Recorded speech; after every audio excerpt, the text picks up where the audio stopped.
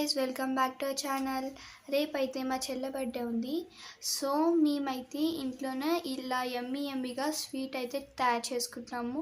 Exactly దీని పేరు తెలియదు కానీ మేమైతే బూందీ పట్టి అంటాము, ఆర్ బూందీ చెక్క అని కూడా అంటారు కొంతమంది.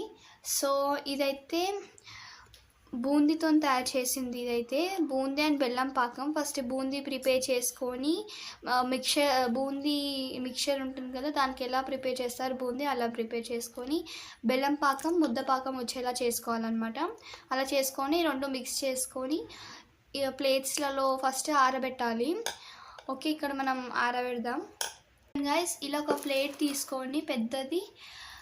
నెయ్యి ఆర్ ఆయిల్ అనేది రాసుకోవాలన్నమాట, అతుక్కోకుండా. ఇలా మొత్తము చేసుకున్నాక ఆరబెట్టుకోవాలి. సో గైస్ ఇలా నీట్గా ఒక